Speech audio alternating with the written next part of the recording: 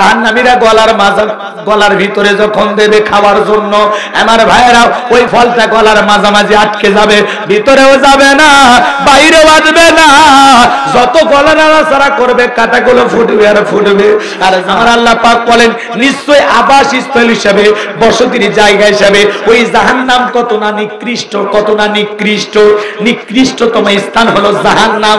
যন্ত্রণার ঠিকানার নাম জাহান্নাম, আর সুখের ঠিকানার নাম হলো জান্নাত। কথা বলেন ঠিক কিনা? ওই জাহান্নাম বড় কঠিন জায়গা। আমার আল্লাহ রাব্বুল আলামিন বলেন ইন্না জাহান্নামা কানাত মিরসাদা লিত্তাগিনা মাআবা লাবিসিনা ফিহা আহকাবা লা ইয়াযুকুনা ফিহা বারদাও ওয়ালা শারাবা ইল্লা হামিমা ওয়া গাসসাকা। জোরে বলেন নাউযুবিল্লাহ। আমার আল্লাহ পাক বলেন ইন্না জাহান্নামা কানাত মিরসাদা, নিশ্চয়ই জাহান্নাম ওতে রয়েছে। অপরাধী ধরার জন্য যেমন ফাঁক পাতা হয়, শিকারী ধরার জন্য যেমন ফাঁক পাতা হয়, ফুলসিরাতের কিনারায় জাহান্নাম ওতে রয়েছে আল্লাহর অবাধ্য নাফরমান বান্দাদের ধরার জন্য। এই জাহান্নাম হলো আল্লাহর অপরাধী বান্দাদের থাকার আবাসস্থল। এখানে জাহান্নামীরা যুগের পর যুগ বসবাস করবে। একজন মানুষ কত কোটি বছর, কত লক্ষ বছর জাহান্নামে থাকবে, এর সঠিক ইলম আর জ্ঞান আছে কার কাছে? ওই জাহান্নামের আগুনে মানুষ জ্বলতে জ্বলতে দুনিয়ার আগুনের চাইতে 70 গুণ স্পিরিট বেশি জাহান্নামের আগুনের। চেহারা হয়ে যাবে কয়লার মতো কালো। ওই জাহান্নামীরা যখন ক্ষুধার্ত হয়ে আল্লাহকে বলবে আল্লাহ খাবার দাও, খাবার দাও, আল্লাহ ফেরেশতাদেরকে বলবে আমার জাহান্নামী বান্দাদেরকে যাও, জাহান্নামের তলদেশে এক ধরনের ফলের চাষ করা হবে, কাঁটাযুক্ত ফল। ওই ফলের নাম হলো জাক্কুম। ওই কাঁটাযুক্ত ফলটা খাদ্য হিসেবে পরিবেশন করো। জাহান্নামীদের হাতে হাতে যখন ওই জাক্কুম নামের কাঁটাযুক্ত ফল পৌঁছায় দেওয়া হবে, ওই ফলটা পাওয়া মাত্রই জাহান্নামীরা গলার ভিতরে যখন দেবে খাওয়ার জন্য, আমার ভাইয়েরা ওই ফলটা গলার মাঝামাঝি আটকে যাবে, ভিতরেও যাবে না, বাইরেও আসবে না। যত গলা নাড়াচাড়া করবে কাঁটাগুলো ফুটবে আর ফুটবে। আর জাহান্নামী যন্ত্রণায় ছটফট করে কাঁদবে আর আল্লাহকে দেখে বলবে আল্লাহ এ কেমন ফল খাওয়াইতে দিলা, ভিতরেও যায় না, বাইরেও আসে না, যন্ত্রণা সহ্য করা বড় কঠিন হয়ে যাবে। আমার ভাইয়েরা হঠাৎ করে জাহান্নামীদের দুনিয়ার কথা মনে হয়ে যাবে, যে গলায় কিছু আটকে গেলে পানি খাইলে ভালো হয়। জাহান্নামীরা তখন পানি পানি বলে চিৎকার মারবে, আল্লাহ পানি দাও, পানি দাও, পানি দাও। জাহান্নামীরা যখন পানি পানি বলে চিৎকার মারবে, আমার আল্লাহ বলেন লা ইয়াযুকুনা ফিহা বারদাও ওয়ালা শারাবা, তাদেরকে মিনারেল ওয়াটার দেওয়া হবে না, এমন কোন ঠান্ডা জাতীয় পানি পান করাইতে দেওয়া হবে না যে পানিটা পান করে জাহান্নামী তার বুকের জ্বালা তৃষ্ণা নিবারণ করতে পারে। সুস্বাদু সুন্দর কোন পানি দেওয়া হবে না।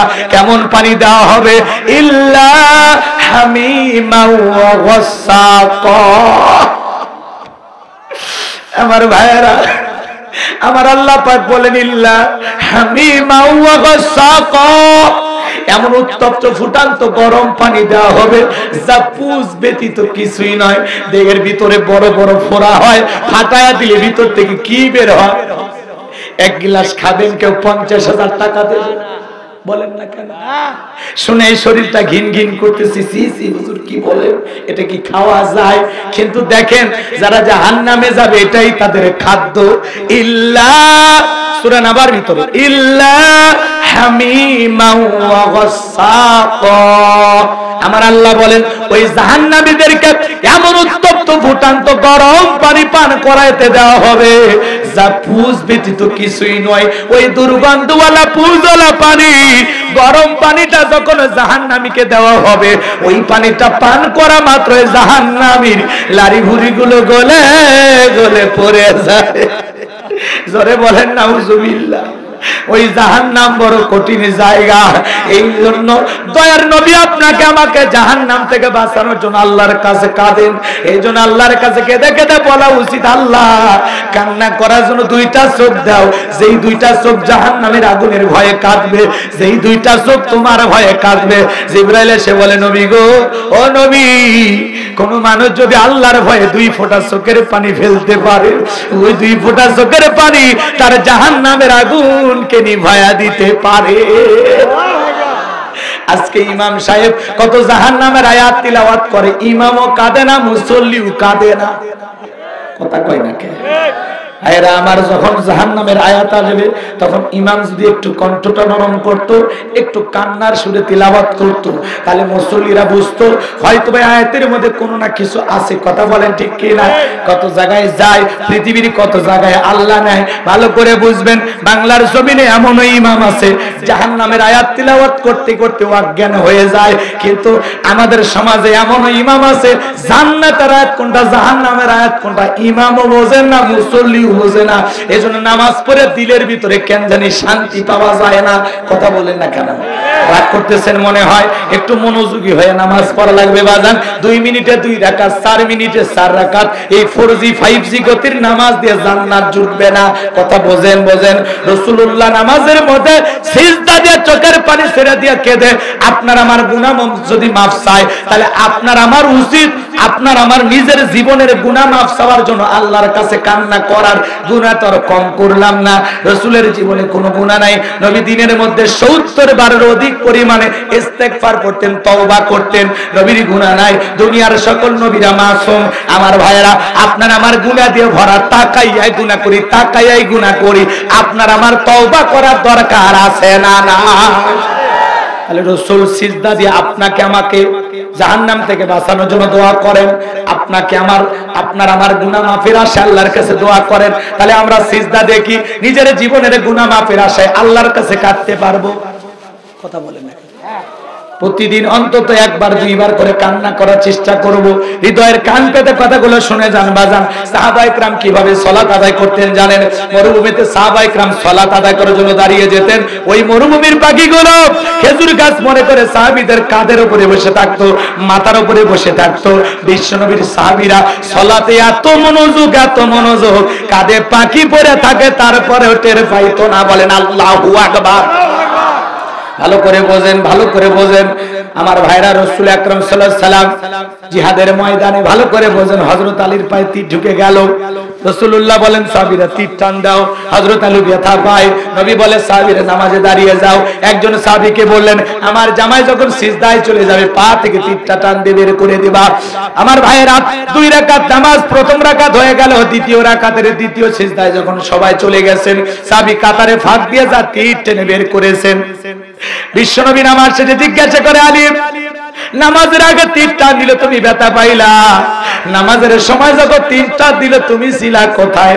হযরত আলী ডেকে বলে, ও দয়ার নবী গো, আমি যখন নামাজের সিজদায় চলে যাই আমার তখন মনে হয় আমি জমিনে সিজদা দিতেছি না, মাওলা পাকের আরশে আজিমে যায়া আল্লাহর কুদরতি কদমে সিজদা দিতেছি।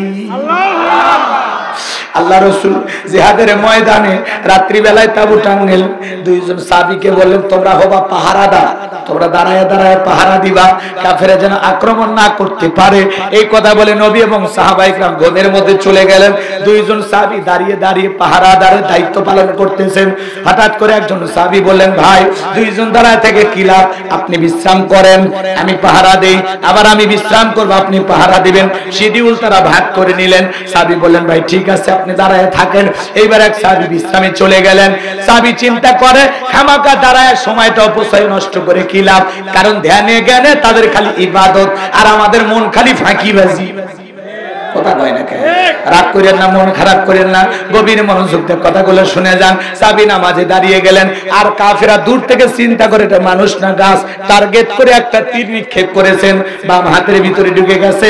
আর একটা তীর নিক্ষেপ করেছেন, ডান হাতের ভিতরে ঢুকে গেছেন। সাহাবী তাড়াতাড়ি করে নামাজটা শেষ করলেন আর সেই পাহারাদার আরেক সাহাবীকে ডাক দিলেন, ডেকে বলে, ভাই আপনি ওঠেন, আমি নামাজে দাঁড়াইছিলাম, আমাকে তীর নিক্ষেপ করেছে।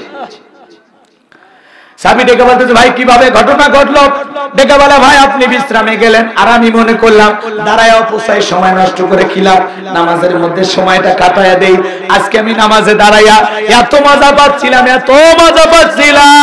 বিশ্বনবীর পাহারাদার যদি না হইতাম, আমার মনের ভিতরে যদি এই কথাটা মনে না হইতো যে আজকে জমিন আমি নামাজের মধ্যে সময়টা কাটায়া দেই, এই সুযোগেরা কাফের বেঈমানরা যদি আক্রমণ করে, আল্লাহ রাসূল এবং সাহাবা ইকরামদেরকে হত্যা করে, কঠিন কিয়ামতের ময়দানে আমি আল্লাহর কাছে কি জবাব দেব? আমি যদি আজকে রাসূলের পাহারাদার না হইতাম, সাহাবা ইকরামদের পাহারাদার না হইতাম, আজকে আমি নামাজের ভিতরে এত মজা পাচ্ছিলাম, এত মজা পাচ্ছিলাম, দুনিয়ার সব তীর দিয়া আমার দেহটাকে যদি ক্ষত বিক্ষত করা হতো, তীর এসে যদি আমার কলিজাটাকে ছিদ্র করে দিত, আজকে আমি নামাজ ছাড়তাম না।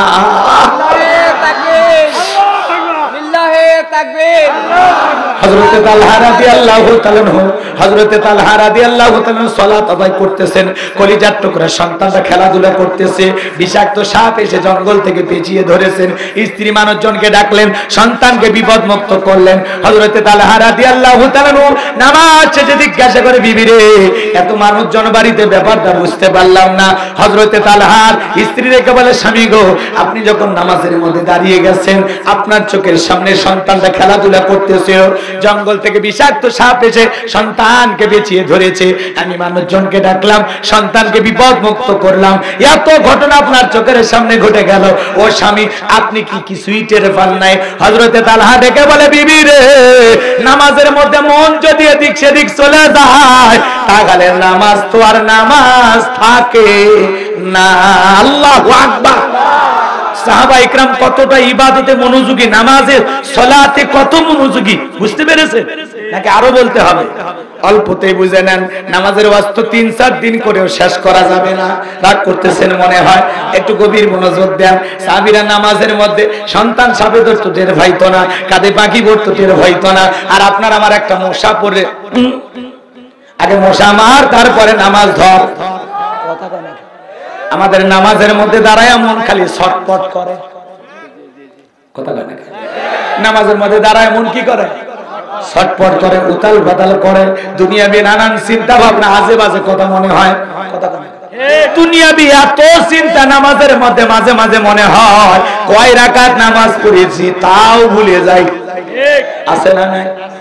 এক মুরব্বী চাচা তাড়াহুড়ো করে ওযু করছে, এক ঠ্যাং না দিয়ে মসজিদে ঢুকছে, তাই সালাম মসজিদ পিছলে গেছে, চাচা একদিক লঙ্গি একদিক, তাও পায় আল্লাহু আকবার। মানুষ কয়, রে ভাই আগে লঙ্গি ঠিক করে, কেন আগে জামাত ধরি, আছে না নাই? কত মানুষ আছে বাজান, নামাজের ভিতরে কোনো মনোযোগ নাই। একটা গবেষণায় বলা হয়েছে, বাংলাদেশের কিছু কিছু নামাজীদের মনের অবস্থা 8 সেকেন্ডও নামাজের ভিতরে মন স্থির থাকে না। কয় সেকেন্ড? 8 সেকেন্ড। এত অস্থির আমাদের মন। মাঝে মাঝে দুনিয়াবি খেয়াল চিন্তা ভাবনা, এত কথা মনে হয়। আমরা নামাজ পড়ি এই বেড়াডাঙ্গা, মন চলে যায় সাজাচ্ছি, নামাজ পড়ি বেড়াডাঙ্গা, মন চলে যায় সিরাজগঞ্জ, মন চলে যায় ঢাকা, মন খালি ছটপট করে। আমাদের পাগল মন কথা কয় না, কি করে? কি করে? ছটপট করে। পাগল মন, মন রে, মন কেন মসজিদে না যায় রে, ও পাগল মন, মন রে, মন কেন উল্টো পাল্টা বলে, আল্লাহ রে কোন দুনিয়ায় পাঠায় লাই আমারে। বর্তমানের নারী পুরুষ সমান সমান মাপ, লম্বা চুল কাটিয়া আবার মাথায় লাগাই ক্যাপ, আল্লাহ রে কোন দুনিয়ায় পাঠায় লাই আমারে। জিন্সের প্যান্ট শার্ট পরিয়া রাস্তা হাইটা যায়, পুলানা মাইয়া ওইটা সিনা বড় দায়, আল্লাহ রে কোন দুনিয়ায় পাঠাইলাই আমারে। কথা বলে, কানে পড়ছে দুল, কপালে পড়ছে টিপ, কাছে যদি বলেন বিলকিস আবার কয় না আমি আবু। বুখারী শরীফের স্পষ্ট হাদিস, আল্লাহ রাসূল বলেছেন, কোন পুরুষ যদি নারীর বেশ ধারণ করে আর কোন নারী যদি পুরুষের বেশ ধারণ করে, আল্লাহর লানত তাদের উপরে। কথা বল ঠিক কি না? এরপরে দেখবেন বাংলাদেশে যে যা পোশাক পরতেছে পরতেছে, মাঝে মাঝে ঢাকা শহর আর কক্সবাজারে গেলে মনে হয় আমি লন্ডনে আসি, নারীদের পোশাকের বেহাল অবস্থা। এরপরে আমার কিছু বোন আফসোস করে আন্দোলন করতেছে, শোনেন না? তাই আমরা পোশাকের স্বাধীনতা চাই। পোশাক হলো লিবাসুত তাকওয়া, পোশাকের ভিতরে তাকওয়া আছে, হায়া আছে, লাজ লজ্জা শরম আছে। কথা বলেন, পোশাক হলো প্রত্যেকটা মানুষের মর্যাদার একটা বিষয়, কথা কয় না? এদিকে খেয়াল করেন, যে নারীরা বলতেছে আমরা পোশাকের স্বাধীনতা চাই, কি স্বাধীনতা চাই জানেন? ওরা বলতেছে দাদি নানি ব্লাউজ ছাড়া শাড়ি পরেছিল। জোরে কোন আমিন, আরেকবার বলেন আমিন, আরেকবার জোরে বলেন আমিন। তাহলে গুণাবলী কয়টি? এই 7টা গুণাবলী অর্জন করতে পারলেই, 7টা গুণ দিয়ে জীবনটাকে সাজাইতে পারলেই জান্নাতুল ফেরদাউসের মেহমান আল্লাহ কবুল করেন। জোরে কোন আমিন। হ্যাঁ, এই 7টা গুণাবলী শেষ হবে না যতক্ষণ মুনাজাত হবে না ততক্ষণ। রাগ করতেছেন? রাগ করতেছেন? একটু মনোযোগ বাড়ান, একটু মনোযোগ বাড়ান আমার ভাইরা। বিশ্বনবী তখন তেলাওয়াত করে সাহাবায়ে কেরামদেরকে শোনায়া দিলেন। আমার আল্লাহ পাক বলেন বাদাফলাহাল মুমিনুন, আমার আল্লাহ বলেন অবশ্যই মুমিনেরা সফল হয়েছে, অলরেডি মুমিনেরা সফল হয়েছে। সুবহানাল্লাহ বলেন। আমার আল্লাহ বলেন সফল হয়েছে তারা ঈমান এনেছে যারা, সফল হয়েছে তারা ঈমান এনেছে। ঈমানদার ছাড়া আল্লাহর কাছে সফল হওয়া যায় না। আমরা মনে করি ক্ষমতা থাকলে সফল, টাকা থাকলে সফল, পৃথিবীর সবাই চিনে জানে সফল। না না, পৃথিবীর সবচাইতে বর্তমান ক্ষমতাধর ব্যক্তির নাম জো বাইডেন। কি না? কথা কন না কেন? রাগ করতেছেন? লোকটা পৃথিবীর বর্তমানে সবচেয়ে বড় ক্ষমতাধর। আপনাদের এলাকায় মনে করেন একটা বাজার আছে, শাহজাদপুর বাজার আছে না? এই বাজারে একজন কাঁচামালের দোকানদার, তরি তরকারি বিক্রি করে। লোকটা হলো সবজি বিক্রেতা, আল্লাহরে গোলাম। আজান দেওয়ার পরে মসজিদে গিয়ে আল্লাহর কাছে যদি মাথাটা নত করে, বলেন তো বাজার ওই পৃথিবীর বড় নেতা জো বাইডেনের চেয়ে এই কাঁচামালের দোকানদারের দাম আল্লাহর কাছে কম না বেশি? আরো জোরে কম। ও পৃথিবীর যত বড় ক্ষমতাধর হোক, ওর 4 পয়সা আল্লাহর কাছে দাম নাই। আল্লাহর কাছে দাম আছে তাদের কলিজার মধ্যে ঈমান নামের সম্পদ আছে যাদের। এই ঈমানদারের দাম আল্লাহর আরশে আছে, কোন বেঈমানের দাম নাই। কথা বোঝা লাগবে। এজন্য ক্ষমতা থাকলে সফল হওয়া যায়। এই যে পৃথিবী কাঁপানো লিডার বর্তমানে যুদ্ধ চালাচ্ছে, ওর নাম কি? পুতিন। কথা কয় না কেন? চেহারা দেখেছেন না?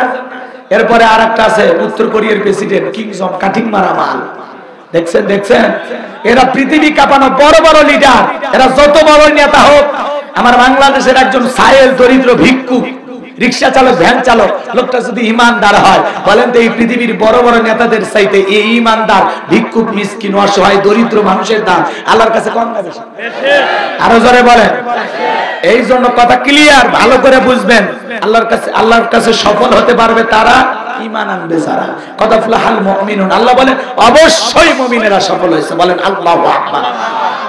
আমার ভাইরা, এজন্য ক্ষমতা থাকলে সফল হওয়া যায় না, টাকা থাকলে সফল হওয়া যায় না, পৃথিবীর সব ভাই চেনে জানে সফল হওয়া যায় না। আল্লাহর কাছে সফল হতে পারবে তারা ঈমান আনবে যারা। কথাকে বুঝতে পেরেছেন? আপনার আমার ভিতরে ঈমান নামের সম্পদ আছে। হন আপনি গরিব মানুষ, হন আপনি রিকশা চালক, ভ্যান চালক, কোনো সমস্যা নাই। ঈমান নামের সম্পদ আছে, আল্লাহর কাছে আপনার দাম আছে। সুবহানাল্লাহ বলেন। আর ঈমানদাররা দুনিয়াতেও সফল, আখিরাতেও সফল। বেঈমানেরা দুনিয়াতে ক্ষমতা, টাকা পয়সা এগুলোর যে সফল হতে পারে, আল্লাহর আদালতে লাথি মেরে জাহান্নামে ফেলে দিবে। চাপাত পিটাইতে পিটাইতে জাহান্নামে নিয়ে যাবে। কথা বলেন না কেন? কারণ বেঈমানেরা দুনিয়াতে সফল, আখিরাতে ওরা সফল হতে পারবে না।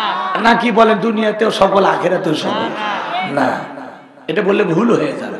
কথা কি বুঝতে পেরেছেন? ওদের মাতবাড়ি, ওদের ক্ষমতার দাপট, অহংকার দুনিয়াতেই শেষ। আল্লাহর আদালতে ওদের কোনো মূল্য নাই। কথা বলেন না কেন? ওদের কোনো মূল্য আল্লাহর আদালতে। এদিকে খেয়াল করেন, আল্লাহর আখিরাতে দাম আছে তাদের, ঈমান নামের সম্পদ আছে যাদের। যারা ঈমান নিয়া, ওই যে ঈমান নিয়া যারা এই যে বেড়াডাঙ্গা কবরস্থানে ঘুমাবে, ঈমান নিয়া কালেমা পড়তে পড়তে, আল্লাহর আদালতে ওই মানুষগুলোর দাম আছে। সুবহানাল্লাহ। একটু হৃদয়ের কান পেতে কথাগুলো শোনেন। তাহলে আমি সহজ করে বলি, কথা ফুলাহাল মুমিনুন, অবশ্যই মুমিনেরা সফল। আমি বলবো সফল হয়েছে কারা? আপনারা বলবেন ঈমান এনেছে যারা। আমি বলবো আল্লাহর কাছে দামি বান্দা কারা? আপনারা বলবেন ঈমানদার বান্দা যারা। সংক্ষিপ্ত কথা বলতে পারবেন না? বলেন তো সফল হয়েছে কারা? ঈমান এনেছে যারা। বলেন সফল হয়েছে কারা? আল্লাহর কাছে দামি বান্দা কারা? ঈমানদার বান্দা যারা। বলেন আল্লাহর কাছে দামি বান্দা কারা? আরেকবার বলেন আল্লাহর কাছে দামি বান্দা কারা? কথা ক্লিয়ার? আল্লাহ যে কত ভালোবাসেন আপনাকে আমাকে জানেন? আল্লাহ 1 নাম্বার মুসলমানের ঘরে জন্ম দিয়া জান্নাতের পথ আপনাকে আমাকে একটু আগায় দিয়েছে। সুবহানাল্লাহ বলবেন? হিন্দু বৌদ্ধের ঘরে আল্লাহ দিতে পারতেন না? আল্লাহ দয়া করে মুসলমানের ঘরে জন্ম দিয়া আপনাকে আমাকে আল্লাহ জান্নাতের পথ একটু আগায় দিয়েছে। শ্রেষ্ঠ ধর্ম ইসলাম ধর্মের মানুষ বানায়া সেরা ধর্ম দান করে আল্লাহ জান্নাতের পথ আরেকটু আগায় দিয়েছে। শ্রেষ্ঠ কিতাব কুরআনুল কারীম দান করে আল্লাহ জান্নাতের পথ আরেকটু আগায় দিয়েছে। পৃথিবীর শ্রেষ্ঠ পয়গম্বর আখিরি নবীর আখিরি উম্মত বানায়া সেরা নবীর সেরা উম্মত বানায়া জান্নাতের রাস্তা আল্লাহ আরেকটু আগায় দিয়েছে। এখন খালি একটু আমল করলে জান্নাত, একটু নির্ভেজাল সুন্দর বিশুদ্ধ একটু আমল করলেই জান্নাত। বলেন সুবহানাল্লাহ। এবার চলেন ঈমান আনার পরে মুমিন হওয়ার পরে এদিকে খেয়াল করেন, একটা লোক যদি জোহরের নামাজের আগে ঈমান গ্রহণ করে, তার উপরে ঈমান গ্রহণ করার পরে দায়িত্ব কি? জোহরের সালাত আদায় করা। কেউ যদি আসরের নামাজের পূর্বে ঈমান গ্রহণ করে, তার দায়িত্ব কি? আসরের নামাজ আদায় করা। ঠিক এই ভালো বলেছেন। ঈমানদারের জন্য আল্লাহ পাক যখন 7টা গুণাবলী 7টা বৈশিষ্ট্য নিয়ে আলোচনা করলেন, আল্লাহ প্রথমে সালাত দিয়ে শুরু করলেন। বিরক্ত হচ্ছেন? রাগ করবেন? সালাতের কথা সংক্ষিপ্ত করে বলে দিয়ে আমি আসল পয়েন্টগুলো নিয়ে সুন্দর করে সব প্রত্যেকটা পয়েন্টই গুরুত্বপূর্ণ আমরা আলোচনা করব ইনশাআল্লাহ। কষ্ট হচ্ছে না? আপনারা গল্প করেন না। আমার আল্লাহ পাক জানায় দিলেন 1 নাম্বার গুণাবলী, আল্লাযীনা হুম ফি সালাতিহিম খাশিউন। আমার আল্লাহ পাক বলেন, যারা নিজেদের সালাত বিনয়ের সহিত নম্রতার সহিত খুশুখুশু ভাব নিয়ে আল্লাহর ভয় নিয়ে আদায় করে। আপনি আমি যখন সালাতে দাঁড়াবো অন্তরের ভিতরে ভয় থাকতে হবে কার? দুনিয়াবি সুচিন্তা, দুশ্চিন্তা, ব্যবসা বাণিজ্যের কথা, বিবির কথা, সন্তানের কথা, দুনিয়ার যত চিন্তা ভাবনা আছে সব মসজিদের বাইরে রাইখা একমাত্র অন্তরে ভয় নিয়ে ঢুকতে হবে মসজিদে কার?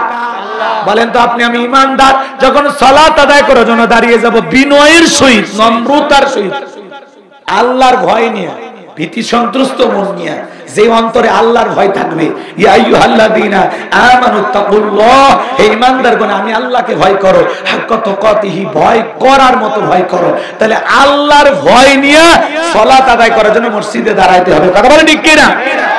আপনি আমি যখন নামাজে দাঁড়াবো অন্তরে ভয় থাকতে হবে কার? এদিকে একটু মনোযোগ দেন। বিশ্বনবী কিভাবে সালাত আদায় করেছেন জানেন? আমার ভাইয়েরা, রাহমাতুল লিল আলামিন আম্মা জান আয়েশা রাদিয়াল্লাহু তাআলা আনহা ডেকে বলেন, নবীজি এত লম্বা সময় ধরে নামাজে দাঁড়িয়ে থাকতেন, দাঁড়িয়ে থাকতে থাকতে বিশ্বনবীর পা মোবারক ফুলে উঠত। মাঝে মাঝে নবীজি পায়ে স্যান্ডেল পর্যন্ত পড়তে পারতেন না। বলেন সুবহানাল্লাহ। এত লম্বা সময় নবীজি নামাজের ভিতরে দাঁড়িয়ে থাকতেন। আম্মা জান আয়েশা ডেকে বলেন, মাঝে মাঝে নবীজি এত লম্বা সময় রুকু করতেন, সিজদা করতেন, মনে হয় নবীজি আর কোনোদিন সিজদা থেকে মাথা উঠাবেন না।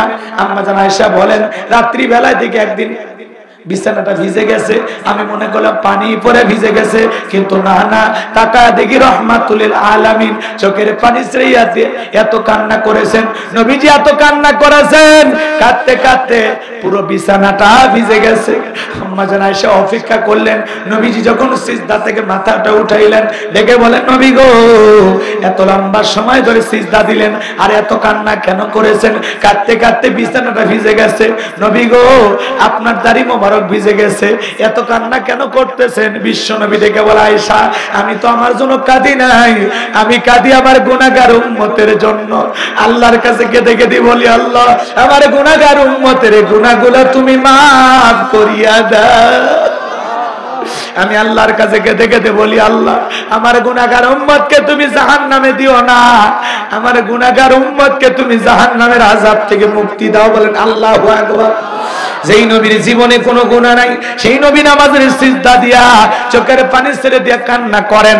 আপনাকে আমাকে ওই জাহান্নামের আগুন থেকে বাঁচানোর জন্য আপনার আমার গুনাহ মাফের আশায় নবী কাঁদেন কার কাছে? আরো জোরে বলেন কার কাছে? নবী যদি আপনাকে আমাকে বাঁচানোর জন্য কাঁদে, তাহলে নিজেদেরকে বাঁচানোর জন্য আমাদেরও কান্না করার দরকার আছে না? না। আমার আল্লাহ পাক বলেন ওয়াল্লাযীনা ইয়াবিতুনা লিরাব্বিহিম সুজদান ওয়া কিয়ামা। আমার আল্লাহ পাক সূরা ফুরকানের ভিতরে জানায়া দিলেন, যারা রাত্রি জাগরণ করে আমি আল্লাহকে সিজদা দেয়, আমি আল্লাহর জন্য দণ্ডায়মান থাকে, রাতের 1টা 2টা 3টার দিকে ওইটা ঠান্ডা পানি দিয়ে ওযুটা বানায়া যায় নামাজে দাঁড়ায় যারা আল্লাহর খাঁটি বান্দা খাঁটি প্রেমিক তারা কথা কয় না কেন? এই যে গভীর রাতে 1টা 2টা 3টার দিকে ওইটা ওযুটা বানায়া যায় নামাজে দাঁড়াইছে, এই নামাজ একমাত্র কাকে খুশি করার জন্য? দুনিয়ার কাউকে দেখানোর জন্য নয়, এটা কিন্তু আল্লাহকে খুশি করার জন্য। আমার চোখ না থাকলে কিন্তু ফেরেশতারা আছে, ওয়াদা দিয়ে ওটা বসা করেন না। যদি বলেন হুজুর দোয়া করে দেন, আমি সাথে সাথে দোয়া করে দেব। কষ্ট হচ্ছে? কথাগুলো কি খারাপ বলতেছি নাকি? সিটে বাতাম বাড়াই যায় না, সিটে বাতাম ঢাকা হবে না, ওয়াদা দিছে তো।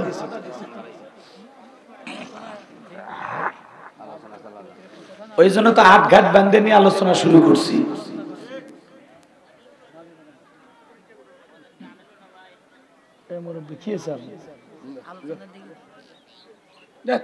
আপনারা কেমন খুব অস্থির কমিটি, আমি কিছু বুঝেছি না। বাজে কথা বললেন না, কখন বাজে কথা বললাম?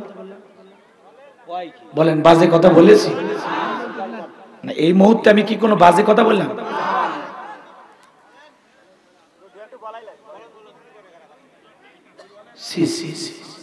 এরকম করলে তো সমস্যা।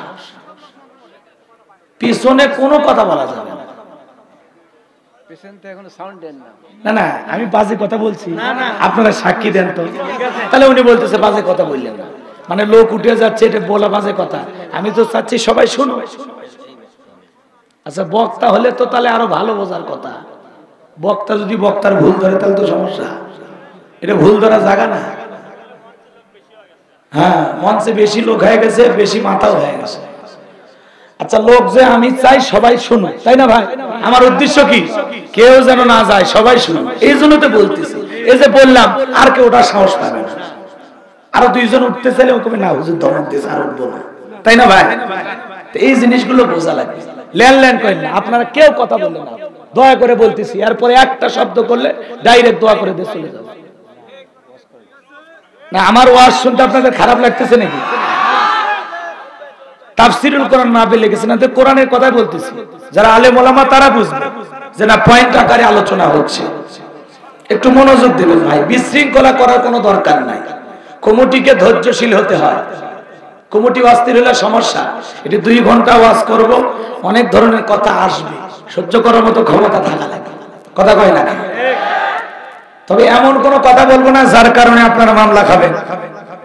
সমস্যা হলে আমাদের হবে, আপনাদের কোনো সমস্যা নেই। আল্লাহ হেদায়েত দান করুক, জোরে কোন আমিন। সম্মানিত ভাইয়েরা আমার, গভীর মনোযোগ দিয়ে কথাগুলো শুনবেন, হৃদয়ের কান পেতে কথাগুলো শুনে যান।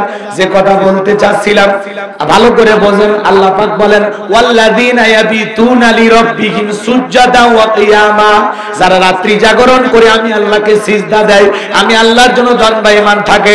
এ বাজার গো আমার, ওই গভীর নিচিতে রাতের 2টা 1টার দিকে উঠা আল্লাহর যে বান্দাটা ওযু করে যায়, নামাজে দাঁড়ায়া যায়, এটা দুনিয়ার কাউকে দেখানো জন্য নাই। এই নামাজ একমাত্র আল্লাহকে রাজি খুশি করার জন্য। কথা বলেন ঠিক কিনা? আর মুমিন জীবনে ইবাদত হবে একমাত্র কার খুশির জন্য? কুলিন্না সালাতি ওয়া নুসুকি ওয়া মাহইয়ায়া ওয়া মামাতি লিল্লাহি রাব্বিল আলামিন। নবীজি আপনি বলুন, আমার নামাজ, আমার কুরবানি, আমার জীবন, আমার মরণ লিল্লাহি রাব্বিল আলামিন, আসমান জমিনের প্রতিপালকের জন্য। এ বাজান গো আমার, এ যুবক, রাত্রি বেলায় যারা তাহাজ্জুদের নামাজ আদায় করে, রাতের বেলায় যারা আল্লাহকে সিজদা দেয়, আল্লাহর সাথে প্রেম করলে, আল্লাহর সাথে সম্পর্ক করলে জীবনের সফলতা। কোন বান্দা যদি আল্লাহর খাঁটি প্রেমিক হতে পারে, আল্লাহকে হৃদয় থেকে ভালোবাসতে পারে, ওই বান্দার জীবনে কোনো ব্যর্থতা নাই, সফলতা।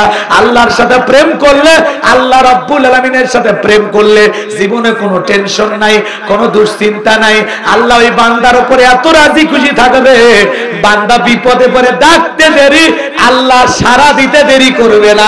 কথা বলেন ঠিক কি না? ওই রাতের বেলায় সিজদা দিয়া চোখের পানি ছেড়ে দিয়ে আল্লাহর কাছে কেঁদে কেঁদে বলবো, রব্বানা আসরিফ আন্না আযাবা জাহান্নাম ইন্না আযাবাহা কানা গরামা। হে আমাদের রব, ওই ভয়ঙ্কর কঠিন জাহান্নামের আগুন থেকে মুক্তি দাও। সেই জাহান্নামের আযাব আর শাস্তি বিনাশ আর ধ্বংস ছাড়া কিছুই নয়। ওই জাহান্নাম বড় কঠিন জায়গা।